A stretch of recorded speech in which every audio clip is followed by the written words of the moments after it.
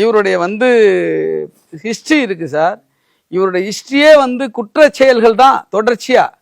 இது என்ன அரசியல் கைத பிரிவா சட்டமான்னு சொல்லுங்க, அரசியல் குற்றமான்னு சொல்லுங்க. நான் படிக்கிறேன்.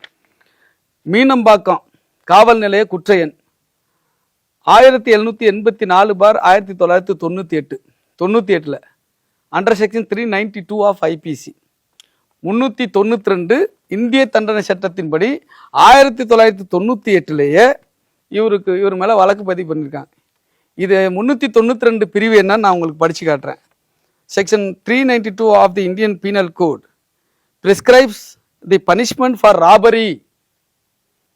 இது வழிப்பறியில் ஈடுபடுபவர்கள் மீது போடப்படுகிற செக்ஷன் இது. It states that a person committing robbery can be punished with rigorous imprisonment for a term that may extend to 10 years. 10 ஆண்டுகள் தண்டனைக்குரிய ஒரு வழிப்பறி செயலில் ஈடுபடுபவர்கள் யாருக்கோ அவருக்கு போடப்படக்கூடிய ஒரு பிரிவு தான் 392. இது அரசியல் வழக்கா அல்லது குற்ற வழக்கா? 392 ஐபிசி 1998 1998 ராபரியில் ஈடுபட்டிருக்கார் சார். அப்போ இவர் மேல என்ன அரசாங்கத்துக்கு பெரிய வன்மம் இருக்க போகுது? யாருன்னே தெரியாத போயலாம். அப்ப ராபரியில் ஒரு ஆள் ஈடுபட்டதுனால தானே இந்த வழக்கு போட்டிருக்கிறாங்க. 98 எத்தனை வருஷம் ஆகுது? 27 வருஷத்துக்கு முன்னாடி அவர் மேல ராபரி வழக்கு போட்டிருக்காங்க. 27 வருஷத்துக்கு முன்னாடி யாருன்னு தெரியுமா சார்? அப்ப ராபரியில் ஈடுபடாததுனால போடுவாங்களா? ஈடுபட்டதுனால தானே போட்டிருக்கிறாங்க. அடுத்து பாருங்க, அதே மீனம்பாக்கம் அதே அடுத்த கேஸே போட்டிருக்காங்க.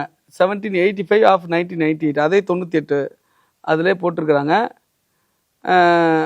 அதில் கூட 353 போட்டிருக்காங்க. அது என்ன 353ங்கிறது அரசு ஊழியர்களை வேலை செய்ய விடாமல் தடுப்பது. இவர் கைது பண்ணுறதுக்கு ஒத்துருக்க மாட்டார், ஏதாவது முரண்டு பிடிச்சிருப்பாரு அல்லது தப்பிச்சு ஓட முயற்சி பண்ணியிருப்பாரு. ஆகவே 353 போட்டிருக்கிறாங்க. சென்னை அபிராமபுரம் போலீஸ் ஸ்டேஷன் இங்கே இருக்குது, மயிலாப்பூர் பக்கத்தில். அது அந்த ஸ்டேஷன். இது மயிலாப்பூர் பக்கத்தில் இருக்கிற சென்னை அபிராமபுரம் போலீஸ் ஸ்டேஷனுடைய குற்ற எண் கிரைம் நம்பர் 222/222/2004 2004 கிட்டத்தட்ட 20 வருஷத்துக்கு முன்னாடி.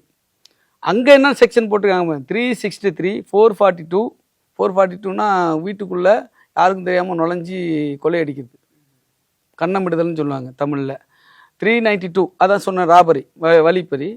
397 என்னன்னு கேட்டிங்கன்னா, இந்த வழிப்பறி செய்யும் பொழுது ஆயுதத்தை பயன்படுத்தி